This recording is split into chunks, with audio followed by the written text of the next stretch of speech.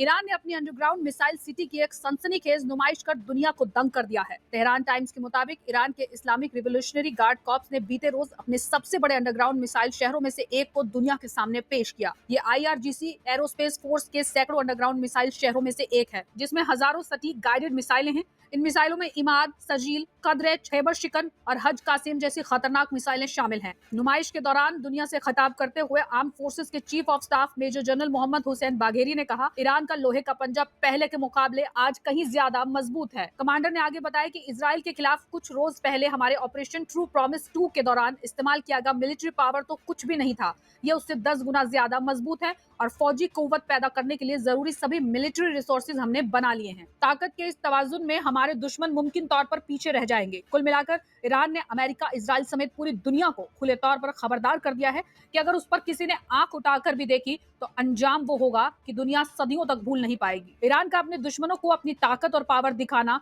वो भी ऐसे वक्त में जब अमेरिका और इजराइल उस पर हमला करने की बात कर रहे हैं और बार बार धमका रहे हैं, कहीं ना कहीं अमेरिका और इजराइल को सोचने पर मजबूर कर रहा है। एक्सपर्ट का कहना है कि ईरान ने खासतौर पर अपने मिसाइल शहर का मुजाहिरा इसलिए किया है ताकि वो अमेरिका और ईरान को बता सके कि हम सिर्फ हवाई बातें नहीं कर रहे।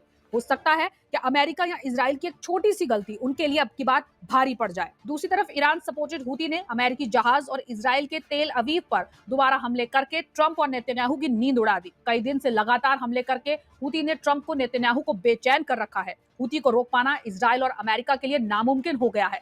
दुनिया की ताकतवर ताकतें भी इनके हमले को नहीं रोक पा रही हैं। अपने ताबड़तोड़ हमले जारी रखते हुए एक बार फिर हूती ने अमेरिकी जहाजों और इजरायली शहरों को बुरी तरह से हिलाकर रख दिया। इजराइल और अमेरिका हूती के बेकाबू हमलों के आगे पूरी तरह से लाचार और बेबस हो गए हैं। एक ही वक्त में अमेरिका और इजराइल दोनों पर ताबड़तोड़ हमले कर हूती ने फिर दोनों का बड़ा नुकसान किया। प्रेस टीवी के मुताबिक हूती ने एक बार फिर इजराइल और अमेरिकी जहाजों को निशाने पर लेते हुए जबरदस्त हमले किए। रेड सी में हूती कई घंटों तक अमेरिकी जंगी जहाजों से लड़ता रहा।